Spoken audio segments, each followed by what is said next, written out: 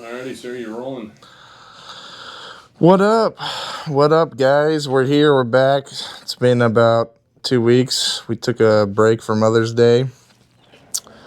But something happened 2 weeks ago that I wanted to talk about that I saw was pretty weird, pretty interesting. Kamala Harris's stepdaughter, this kind of side character, she sometimes makes videos about herself and, I don't know, posts on Instagram as normal 25-year-olds do. I don't know if you want to look her up, Evil Jamie, and get the Kamala Harris stepdaughter profile up. But she said she had been on SSRIs for I think 11 years. And it brought up a, piece of my past that I thought about. I've just been thinking about recently, and came up to Joe Rogan just got the psychedelics passed, which was something kind of that coincides with this. It's just those therapies seem to work, and I think that we've given the youth a lot of SSRIs, and I just don't think they work. And one of my friends was a kid. He was a Jewish kid, and his last name was Liebler at one point, actually, and his family survived the Holocaust, and they shortened it and they changed it to a different last name, and I grew up with him, so I didn't know him as Liebler, but that was his original family name. His family survived the Holocaust, and when we were young, real young, he had similar problems to me. We were both pretty bad youth, whatever, but he was put on antidepressants for whatever reason. A lot of kids like that have problems start acting up. They get prescribed antidepressants pretty easily. And I remember one time, his mom was gone or some shit, and we were at his house, and we took shrooms. And I got high as shit, and he didn't get high because the SSRIs actually blocked the shrooms. Really? It's a very interesting effect. So it's it made me think, with the psychedelic law getting passed with Joe Rogan, my friend who had all these actual issues with depression, he could have maybe had a profound trip that night that changed his outlook on life. And it was actually blocked by something that I think could have led to killing him. He ended up overdosing a couple years later on in our life, around 21 years old.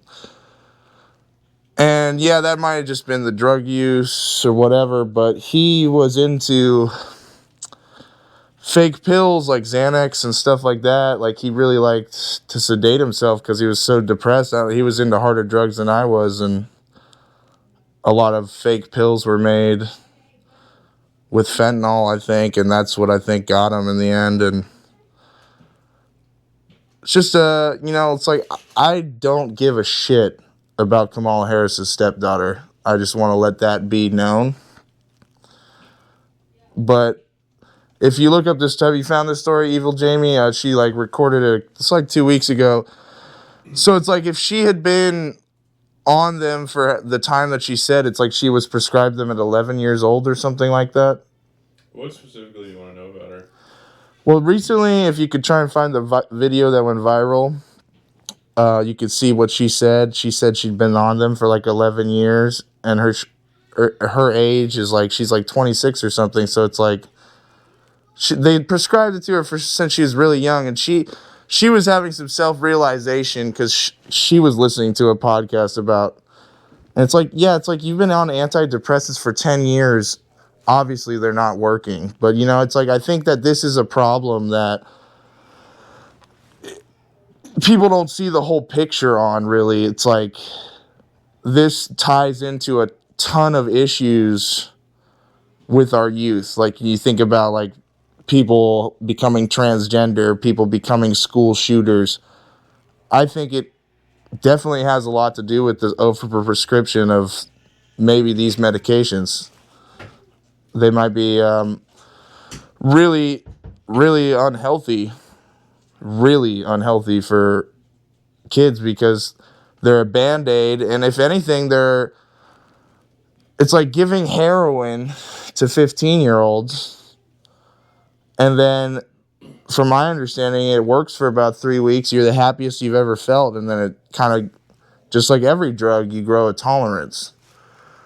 So you either need more heroin or it just fucks up your brain. And later on in my life, I'd meet the Liebler, the guy, and like we'd be drinking, everyone would be having fun, and like later on at the night, he'd like be crying like uncontrollably, just uncontrollably sad. And he'd also been on these SSRIs for fucking 10 years. And I asked him one time when we were like super drunk, I'm like, why do you get so sad? Do you think it's like, life? Do you think it's that? Do you think it's your brain? He was a pretty normal kid, man. He's fucked up like me in his teenage years, but I think everyone's a little fucked up. I don't think these medications are good for humanity. I don't know. I hope we find a solution that really does work. And I think that part of it too is like people don't want to raise their kids. They don't have time to raise their kids. They want to deal with it. They'll just do what the doctor says, prescribe them some shit. Like, will this shut them up? Fucking do it. And I don't know. So it's just something I want to talk about because it pisses me off. Even if it happening to Kamala Harris's stepdaughter, the person I care the least about in the fucking world, to be honest, I still don't think she should have been prescribed antidepressants at such an early age, no matter how fucking emo she's being. From my understanding, these drugs don't even really fucking work. So it's just evil to me. It's just 15 years. Yeah, 15 years she's been on them? Yeah. That's what she said in her recent video? Yeah, starting at... Yeah, and then you wonder why she's such... 11, dude. You wonder why she's single and depressed and all fucking weird and feminist. She's been on antidepressants for 15 years. How can anyone stay around you? You're a fucking zombie. I don't know. I don't want to sound like a Scientologist, but it's like I think medication should be like the last resort. If that makes sense. Mm. That's my personal opinion. Would you have any thoughts on this, Evil Jamie? Well, here, I should probably put it on. Oh, yeah, you ain't got a mic. Jamie's going to mic up, say some, if he's got anything to say. I don't know if Jamie knows. I'm sure he knows some people. Everyone knows someone that's taken SSRIs.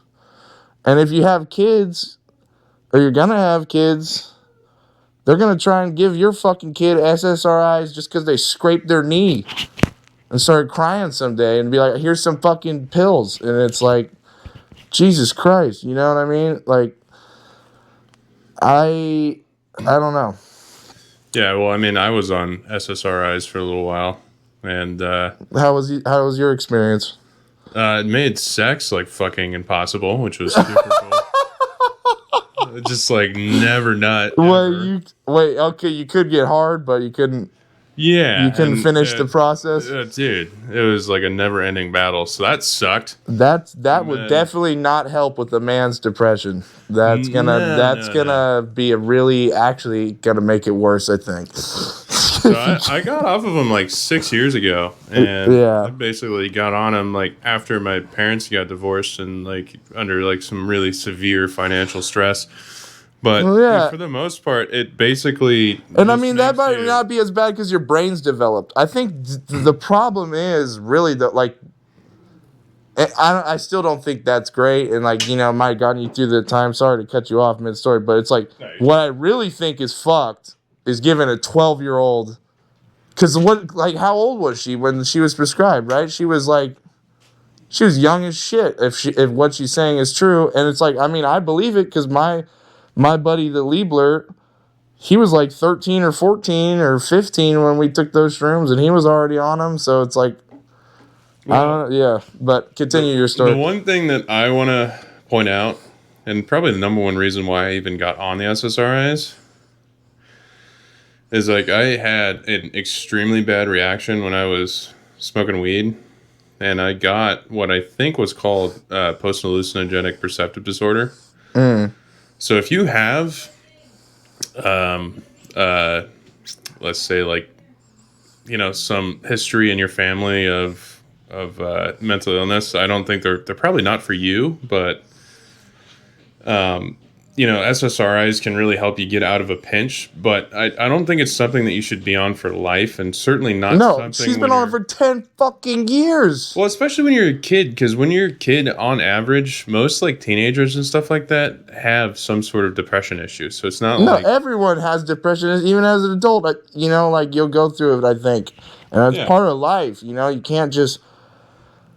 Well, I mean, obviously, if you have it over and over, maybe try a little bit of medication. I don't really know what the solution is. And I think as an adult, if you're 22, you've been dealing with depression since you were 12 years old, and you know what I mean? You're just chronically depressed, then maybe medication. But, like, it's like you fucking stayed in your room one summer, and it's like, give her the pills. I don't know. That's... Well, it's crazy because, like, I kind of understand it if you, like, really went through something pretty gnarly. Yeah, it can help you get a positive enough attitude that you can... I'm just saying, like... live your life, but... They told me my whole life, you're going to fuck up your brain if you smoke weed.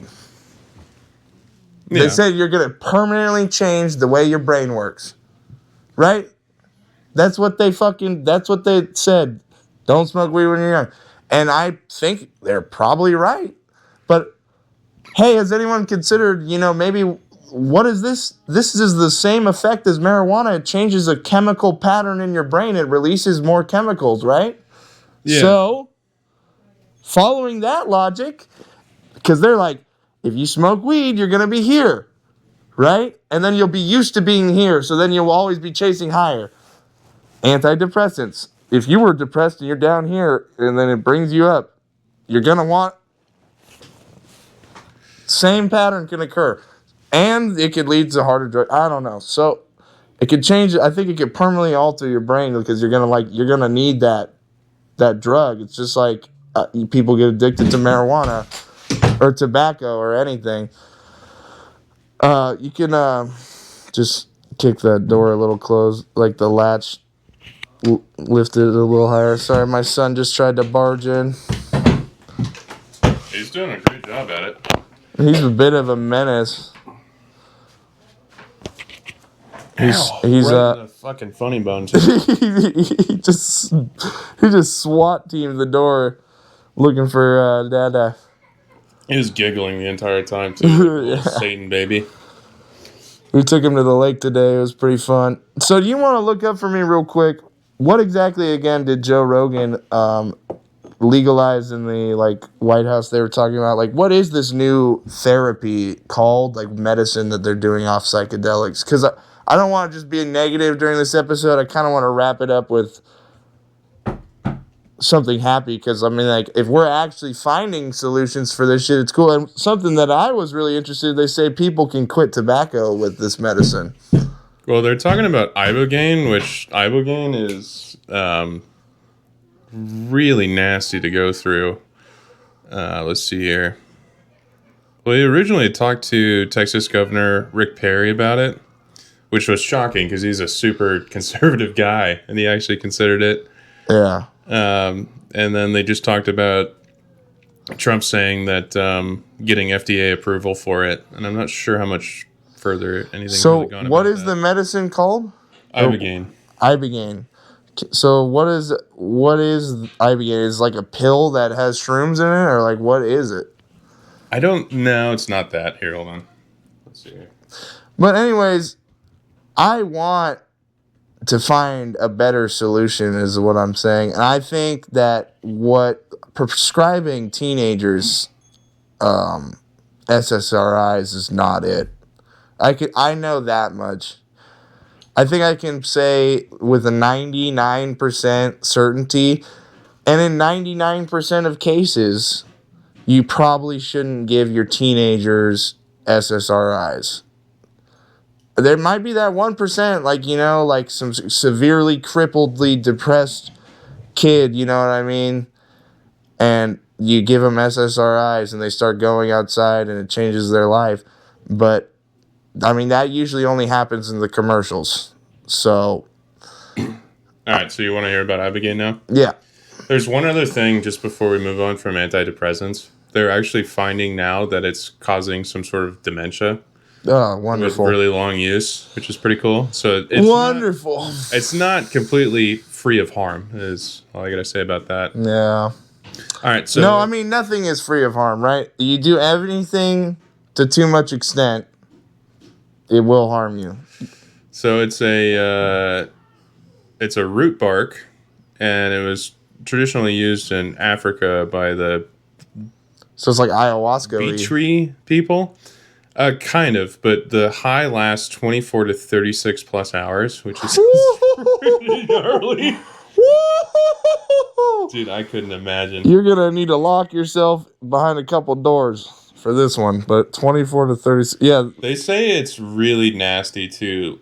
Basically, like, this sounds you like relive ayahuasca. your life and traumas, and that's how it basically gives you that great reset is you get to but I mean at the reasons why you're using in the first place. So one thing I liked about Native Americans too is like I think they had like the spiritual shit like this. I mean they believed in they'd take peyote, which is the cactus hallucinogen, I think, if I'm remembering. Yeah, and I met some down there in Arizona. I did a sweat lodge once with some Native Americans. I think they used to do like peyote and do these sweat lodges in like these little bunkers, and then you'd in a steam room. And did you do the full thing? Yeah, and like sang songs and shit. And that was like psychedelic without drugs. And it's like I think that, and that guy was like like I met some Native Americans and they usually seem pretty peaceful. And I think that like. And he could legally have peyote. That was another interesting thing. Was he on tribal land, though? Yeah, I think we might have been. But even without it, as a Native American, I think he was allowed to have peyote because it was like a religious right for him. Yeah, that's cool. So, but I'm just saying, like, it's not like a new concept, this, like, psychedelic healing. Like, this has been, part of humanity's culture. We're recently trying the SSRIs. Yeah, you know what I mean? Like how long they've been out for. I mean, it's less than a lifetime, it has to be. Yeah, so it's like ever since COVID and all that, my trust for modern medicine has gone down significantly. I mean, it's like I think the modern medicine system still does extremely well with like compared to the old days with like extreme trauma cases, like car crashes, gunshot wounds, stuff like that. Our modern system completely triumphs the old system, with sanitation. Like, because if you got shot back in the day, you probably wouldn't die, but you're going to get, like, they're going to pour whiskey in it and piss on it, and then you're going to die from infection in 3 weeks. That's usually what would happen, or the water would kill you and shit like that. So now we use clean tools and gloves, and we know where to get it and what arteries to cut off and to give you blood. And, like, that's clearly way more advanced. But in terms of our actual practices with medication, I see a lot of flaws, whether it be cancer treatment, depression, vaccinations. There seems to be all sorts of problems because it's just a profit-driven industry, and it's not about drugs that really work. It's just... And if you think about it, antidepressants being more focused on making you feel good than actually working, that would make more sense from a profit-driven model. Yeah. We want them just to feel good for a little and get addicted. That's what I would do if I'm trying to sell a lot of something. And that seems to be the way these people think at the top of these. I mean, obviously, that's like you get to these big money numbers, it's just going to be extremely greedy, soulless people that end up there. So, do you want to see how many people are on antidepressants now? It's apparently like 1 in 5 women, right? But yeah, go ahead. The average is 1 in 6 adults, and then women on average are twice as much as men to be able to take it percentage-wise. But yeah, it makes sense. I mean, women on average are more neurotic, but still, it's almost 10% of men. Yeah, I had another friend who... It's 1 in 6 women. I had another friend who killed himself. He, like, joined a cult, and apparently he cut his dick off in a hotel room and bled out. And it's like, I don't know if he was on SSRIs, but I'm assuming if he got to that point in life, he tried them. They clearly didn't work out. It's like, I would have rather he just fucking ate a bunch of fucking mushrooms and tried getting naked and running around getting arrested than doing that, but... Yeah, to bring some humor to that story. That's a pretty rough one. But it's like, yeah, I mean, I think that these drugs are literally killing people, so that's why I bring up these stories, because I believe it's that serious, and I hate it. I don't like to watch it. So if anyone watches this and is wondering about starting SSRIs or giving your kids SSRIs, you should do some serious research and be very considerate. And I would start with the very lowest dosage if you do it. And yeah. What pill did you take, by the way? What pill did you take? Do you remember? Citalopram hydrobromide, but that was a generic for like Zoloft or something. I can't remember exactly. But anyways, they say, just for anybody that wants to see some light at the end of the tunnel, that working out and like lifting weights and physical exercise, it works twice as good as antidepressants. So go outside. And it's something take a hike that can start working within just, like a couple of workouts. Take a fucking hike, go outside, do some walks, fucking do some push-ups on your hike. Nature fucking always helps me recenter myself, And the other thing is sleep patterns too. So it's two different things. So working out and sleep patterns. Usually, if you're working out earlier in the morning, your sleep patterns are better in the evening. So you tire out and you go to bed earlier. So that's part of the logic behind that too. And I think depression's it sucks. So we look for a way out of it. But I think it's part of human life. I think sometimes some people are more prone to it. But you kind of just... You got to learn to live with it, and you got to not kill yourself, because that sucks. But, it's like you got to face your fears, you got to face your depression, and then you got to carry on and, know that summer's going to come around. You'll be happy then or some shit, Do what you can, but try drugs at the very end. Yeah. If nothing else works. All right. Thanks, everyone. Have a good day.